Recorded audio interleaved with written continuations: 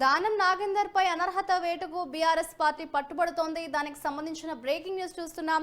ఈ నేపథ్యంలో స్పీకర్ కు కంప్లైంట్ చేయడానికి కూడా అటు అపాయింట్మెంట్ ఇచ్చి కూడా స్పీకర్ అయితే కనిపించలేదన్నట్లుగా తెలుస్తుంది బీఆర్ఎస్ నేతలకైతే. అటు బీఆర్ఎస్ కు గుడ్ బై చెప్పి కాంగ్రెస్ పార్టీలో చేరారు దానం నాగేందర్. నిన్న సాయంత్రం స్పీకర్ నివాసానికి బీఆర్ఎస్ ఎమ్మెల్యేలు వెళ్లినా ఆయన కనిపించలేదన్నట్లుగా సమాచారం. ఇదే అంశానికి సంబంధించిన మరింత సమాచారాన్ని మా సీనియర్ కరెస్పాండెంట్ బ్రహ్మాజీ అందిస్తారు. బ్రహ్మాజీ చెప్పండి, దానం నాగేందర్ కాంగ్రెస్ పార్టీలో చేరడంకు సంబంధించి అనర్హత వేటుపై అటు బీఆర్ఎస్ పట్టుబడుతున్నట్లుగా తెలుస్తోంది. దీనికి సంబంధించిన అప్డేట్స్ ఏ విధంగా ఉన్నాయి?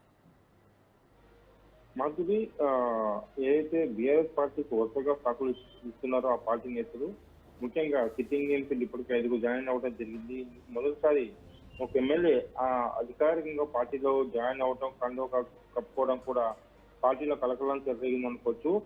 అయితే ప్రస్తుతం మాత్రం Danam Nagender Hyderabad MLA BRS party నుంచి గెలిచి నిన్న కాంగ్రెస్ పార్టీ చేరడంతో ఆయన పైన అనర్హత వేటు వేయాలంటూ కూడా ఏదైతే ఇటు బీఆర్ఎస్ పార్టీ సంబంధించినటువంటి నేతలందరూ కూడా డిమాండ్ చేస్తున్నారు. ఇదే పరిస్థితుల్లో స్పీకర్ ను కూడా కలిసేందుకు ప్రయత్నించినప్పుడు కూడా ఆయన అపాయింట్మెంట్ దొరకలేదు. దీంతో వాళ్ళు ఏం చేయాలన్న ఆలోచనలో పార్టీ అధిష్టానానికి సంబంధించి ఇటు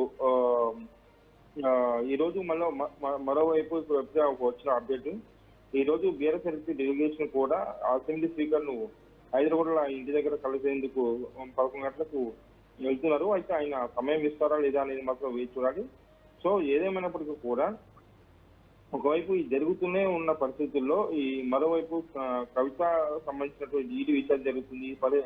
ఎన్ని నేపథ్యంలో కూడా బీఆర్ఎస్ పార్టీ ఎటువంటి నిర్ణయం తీసుకోవాలని దాని మీద కూడా ఏమి పాల్గొనే పరిస్థితి. ఒకవైపు కేసీఆర్ కుమార్తె ఇబ్బందులు ఉండటం, అంటే విచారణ ఎదుర్కొనడం, అరెస్ట్ అయ్యి ఇప్పుడు మళ్ళీ పార్టీకి సంబంధించిన నేతలు, ముఖ్య నేతలందరూ, ఎమ్మెల్యేలు, ఎంపీలు కూడా పార్టీ వీడి వెళ్ళిపోతుండటంతో ఏం చేయాలన్న పరిస్థితుల్లో బీఆర్ సంబంధించిన ముఖ్య నేతలు అందరూ ఉన్నటువంటి పరిస్థితి కనిపిస్తుంది. అంటే అటు స్పీకర్ అపాయింట్మెంట్ ఇచ్చి కూడా కనిపించకపోవడం, ఈ నేపథ్యంలో అటు రానున్న రోజుల్లో ఎటువంటి కార్యాచరణ కావచ్చు, ఎటువంటి నిర్ణయం తీసుకునే అవకాశం ఉంది బీఆర్ఎస్ పార్టీ అని అనుకోవచ్చు అంటారు. వరుసగా అటు ఎమ్మెల్యేలు అయితే పార్టీ ఫిరాయింపులకైతే పాల్పడుతున్న నేపథ్యంలో బ్రహ్మాజీ, అంటే ప్రస్తుతానికి అయితే వరుసగా పార్టీ ఫిరాయింపులు చేస్తున్నటువంటి పార్టీ నేతలను కంట్రోల్ చేయలేని పరిస్థితి కేసీఆర్ ఉన్నారు.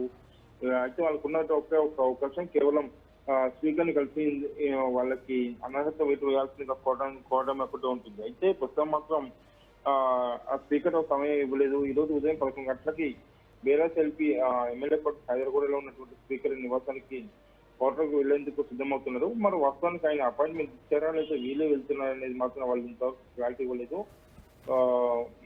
ఒకరు కలిసినప్పటికీ కూడా స్పీకర్ కలిసినప్పటికీ కూడా చూస్తాము అని చెప్పడం వరకు జరుగుతుంది, కానీ వాళ్ళ మీద చర్య తీసుకోవడానికి అయితే అవకాశం ఉండదు అనేది పరిస్థితి కనిపిస్తుంది. ఎందుకంటే గత బీఆర్ఎస్ ప్రభుత్వంలో కూడా ఇటువంటి సంఘటనలే ప్రస్తుతం ఉన్న అధికార పక్షాల నుంచి కూడా వచ్చాయి. అప్పుడు ప్రతిపక్షంలో ఉన్నటువంటి కాంగ్రెస్ పార్టీకి, ఇప్పుడు అధికార పక్షంలో ఉన్నటువంటి కాంగ్రెస్ పార్టీ ఇటు ప్రతిపక్షంలో ఉన్నటువంటి బీఆర్ఎస్ పార్టీకి కూడా ఇదే సమస్యను సృష్టించే ప్రయత్నం చేస్తుంది. సో ఇదే ప్రయత్నంలో ఇక ఈ బీఆర్ఎస్ పార్టీ సంబంధించిన నేతలు ఒక్కొక్కరికి వెళ్ళిపోయే పరిస్థితి కనిపిస్తుంది. ఈ నేపథ్యంలో అనర్హత వేటు అనేది ఇప్పట్లో సాధ్యమయ్యే పరిస్థితి అయితే కనిపించడం లేదు.